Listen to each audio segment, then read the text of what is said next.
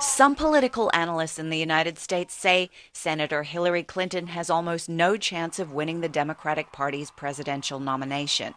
She is behind Senator Barack Obama in pledged delegates and behind in the popular vote.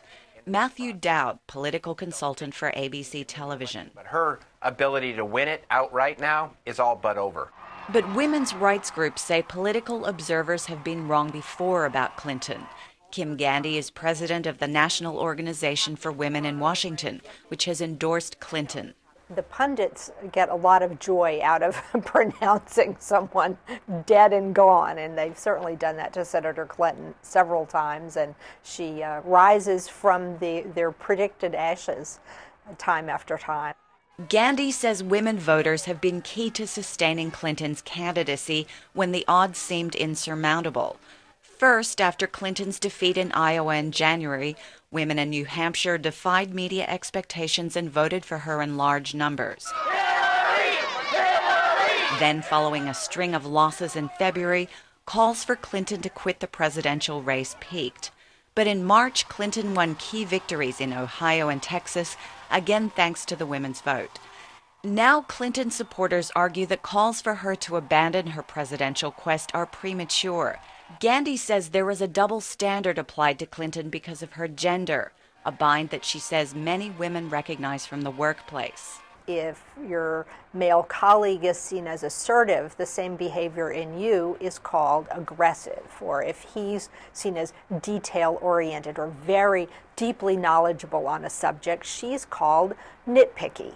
Carol Jenkins is president of the Women's Media Center in New York.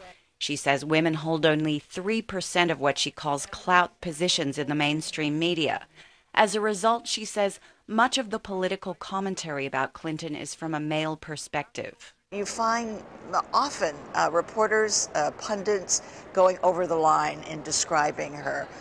They're still talking about her clothes, still talking about her voice. They can't stand the pitch of her voice. When you get to those kinds of things, you're really talking about sexism as opposed to fair analysis. Many of Clinton's opponents say the criticism of her has nothing to do with her gender.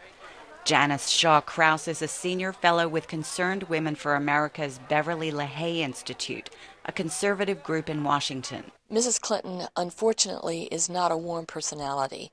She has some sharp edges to her personality, so a lot of people do not respond to her with affection.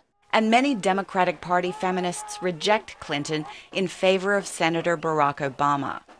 Carol Jenkins says African-American feminists in particular feel torn over whether to support an African-American for president or a woman. I'm proudly describe myself as a feminist. I've been working for women's issues, all my career. And we are split, and there are really hard feelings. The Women's Media Center has not endorsed a presidential candidate, but Jenkins explains why so many women do not want Clinton to give up her fight for the Democratic nomination. For a lot of women my age, it's not wanting to die and not see a woman, crack that final ceiling. It's like, okay, let's do it, because we know it's going to happen ultimately, with African Americans, but I'm not so confident that it will happen, with a woman. Clinton herself says she intends to stay in the presidential race until the very end. Leta Hong Fincher, VOA News.